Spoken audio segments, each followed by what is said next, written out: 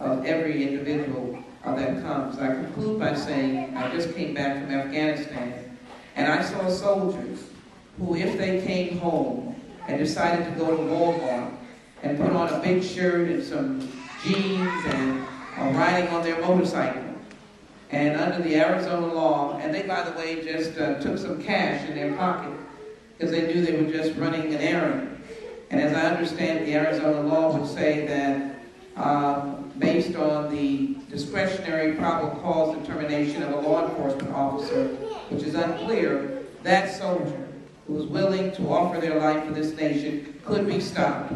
And because of the way they looked or the accent that they had with no ID, as I understand it, Mr. Chairman, they might be hauled down to a place of confinement. I don't want to live in America like that, and I believe that we're on the right track and we need to stay in the fight, provide for the human dignity of all, comprehensive immigration reform. I yield back, Mr. Chairman.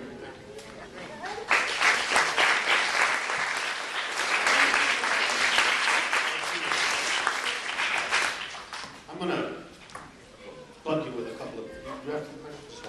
Please, I'll finish with my question. Thank you. I just have one more for Mr. Sriharsha. You talked about U visas. It sounds like, and they have been a powerful tool law enforcement has been able to use to keep our communities safe.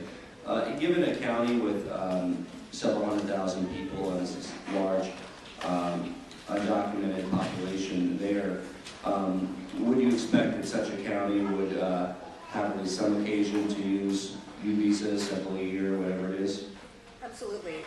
So if there was a county that had 400,000 people and a sizable undocumented population and had issued no U visas in a decade, you would find that suspect that they are in fact letting witnesses and others go untapped in terms of their persecution of crime? Absolutely, Congressman. And if I could just offer, on the technical assistance that we provide, as well as our legislative advocacy around U visas, we have identified very few jurisdictions across the country that even have a protocol for crime victims to be able to seek a U visa certification from law enforcement. Would you be willing to work with some of our counties and sheriffs in Colorado to help them with such a plan? Absolutely. We look forward to doing this. Thank you. Thank you, sir. And again, Mr. Polis has been a wonderful and effective leader on this issue. I have utmost respect and gratitude for the work he's doing for us. Anyway, let me start. Mateo, all the good questions Mr. Polis asked you that I so I'm kind of left with the stumble around. But you participated in the National Day of Action in Arizona, I guess, SB 7. Why? Because I think that law is a law that we don't need, and it's so inhumane that everyone needs to fight against it. Everyone that believes that it needs to go has to fight, because everyone has to fight for what they believe in. Thank you. And I think one other question, just my own curiosity. In school, what's your favorite subject? I'm serious. Science. Which one?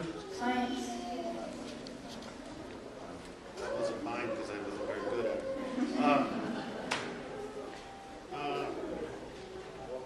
Favorite subject, and then let me ask you, you talked about your mama, okay, and what you're going through. Tell me a little bit about your brother and sister. Well, which brother? Which brother? There's two. Both, all of them. Okay. Well, my little baby brother, I have to teach him how to drink the cow's milk, because he was used to breastfeeding him, so that was a little hard for him. I got to see him growing up, learning how to walk, learning how to sort of talk. And to my little brother Miguel, I was getting him ready to enter kindergarten. I was teaching him his ABCs, his numbers, making sure he was eating because he was losing his appetite. He got really sick from asthma all the time. He had to be put on his inhaler every 3 hours. My sister Maria, her grades were dropping really fast. From NEAT, she went all the way to FFBs, which means falling far below. So the teacher put her early in the morning. I had to take her to school around 5:45 on the bike. At that time it was really cold, so we had to put on mixins because the bike handles were really cold, and while you were riding the bike, it got colder.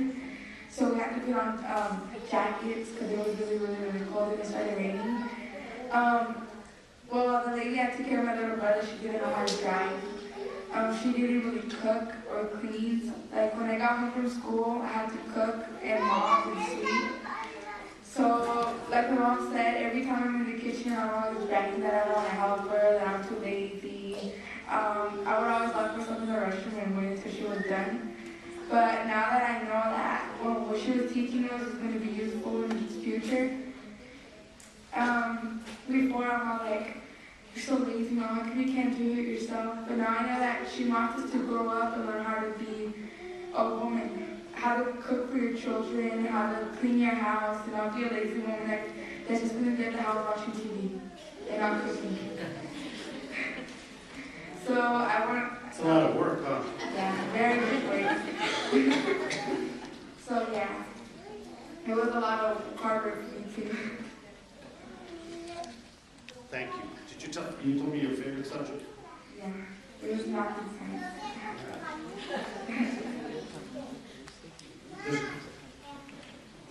All the liberal arts are disappearing in front of you.